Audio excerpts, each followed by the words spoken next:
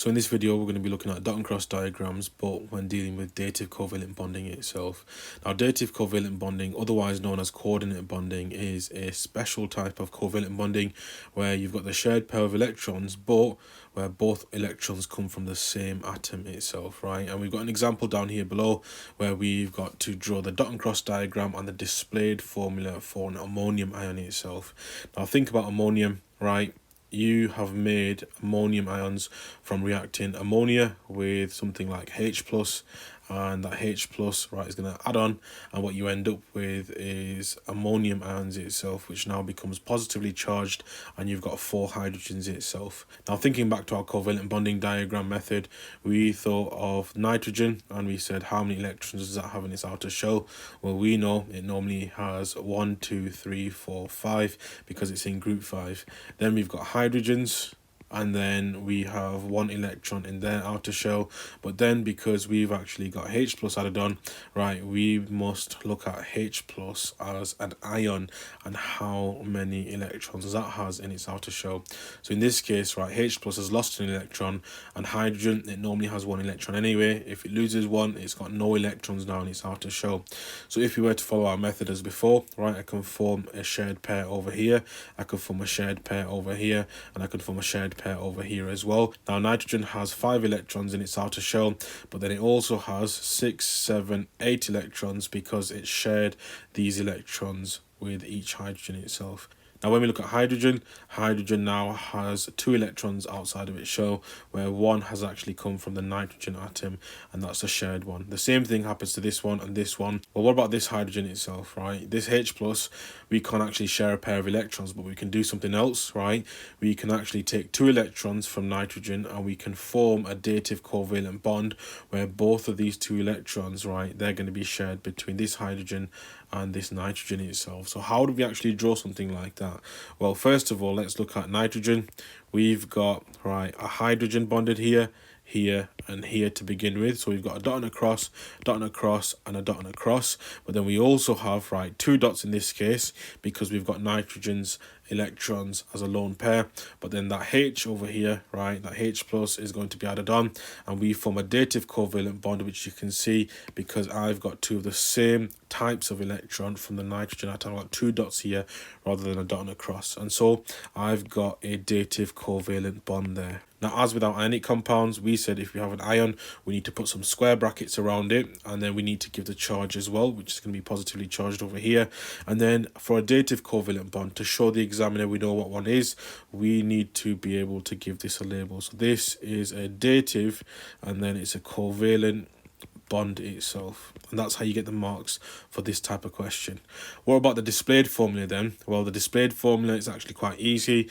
You need to represent the dative covalent bond using an arrow where the donor of electrons is going to be at the back of the arrow, and then the receiver of the electrons is going to be at the front of the arrow itself. So in that case, nitrogen is going to have 3 straight lines coming from it for normal covalent bonds, for normal shared pairs. But then where we've got the shared pair of electrons where both electrons come from the same atom, we draw an arrow from where they actually came from, and then the arrow goes to the hydrogen in this case because that's where the electrons are going to form a bond to, right?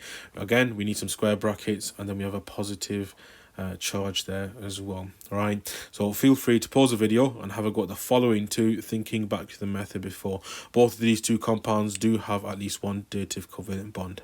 So looking at the first example then, I've got carbon monoxide itself, and carbon is in group 4, has 4 electrons in its outer shell, and oxygen is going to be in group 6, so it's going to be 6 electrons in its outer shell. We can form 1 shared pair, 2 shared pair, right, and we look at that to begin with. We've got 4 added to 2 electrons in this carbon's outer shell, whereas if we were to look at, let's say, oxygen has now 6, add 2, that's 8 electrons in its outer shell. Now, if we were to share another pair, right, we couldn't actually do that, and the reason why is because, yes, carbon might have 4 add 3, that's 7 electrons in its outer shell. That wouldn't work, right? Because oxygen now has 6 add 3, that's 9 electrons in its outer shell.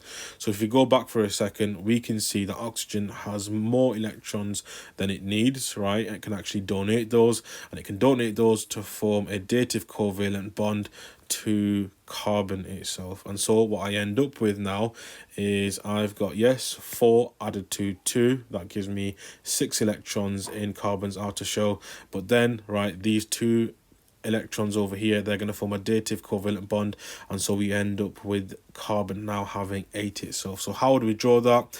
Our dot and cross diagram should look something like this, where I've got, yes, carbon, oxygen here, and then I've got a dot and a cross for these 2 shared pairs over here. But then I'm going to have a cross and a cross, right, because this is a dative covalent bond. And so we've got 2 electrons over here, right, donated to carbon itself. We've got a shared pair of electrons where both electrons come from the same atom, right? So in that case, right, I need to think, okay, I've got a lone pair of electrons over here and a lone pair of electrons over here, because I've dealt with that pair of electrons over there. So I'm going to have, right, 2 dots over here, making sure it's in the right spot, and then 2 crosses over here itself, making sure that's in the right spot. And a way to check if these are right is, does oxygen have 8 electrons in its outer shell? It's got 2, 4, 6, 8. What about carbon? That has 2, 4, 6, and then 8 itself as well, right? Again, we need a label, and we need to say we've got a dative covalent bond here, or a coordinate bond itself. What about the next one? We've got H3O plus, right? Protonated water is a way to think about it, where you've got water added to H plus, and that's going to give you H3O plus itself. So if that's the case, I can draw out my little diagram where I've got O, H, H, and then I'm going to have H plus as well. And what I end up with is oxygen having 1, 2, 3, 4, 5, 6 electrons in its outer shell again. And then hydrogen has 1, hydrogen has 1, and this H plus is going to have none. We can form one shared pair over here, another shared pair over here. That leaves me with now 6 electrons plus 2 in oxygen's outer shell, and then each hydrogen is going to have 2 electrons in its outer shell, where one of them shared itself as well. So what can we do here? We can take 2 electrons, we can donate them, and what we can actually form is a dative covalent bond, right? And so now oxygen still has 8 electrons, no more, in its outer shell, but the H plus now has 2 electrons in its outer shell as well. So in that case, I end up with oxygen, and I end up with my hydrogen here, another hydrogen here, another hydrogen here. I've got a dot and a cross here, I've got a dot and a cross here, but in this case I'm going to have 2 dots, because that in itself is going to be a dative, and we need a label, covalent bond, right? So if that's the case, right, I need a square bracket around this as well, because the substance is actually going to be charged itself. So I'm going to have a plus charge over there. So that is my 2 dot and cross diagrams. What about my displayed formula, right? In this case with carbon monoxide, I've got carbon double bonded to oxygen, but because we've got a dative covalent bond, the dative covalent bond, right, we're going to go from oxygen to carbon, because that's where the electrons are being donated. So I'm going to have an arrow here going towards the carbon. What about in this case, right, with H3O plus? Well, again, we're going to have oxygen, single bond to hydrogen, single bond to hydrogen, but in this case our arrow is going to go towards the hydrogen coming from the oxygen, because that's where the electrons have come from to form the dative covalent bond itself.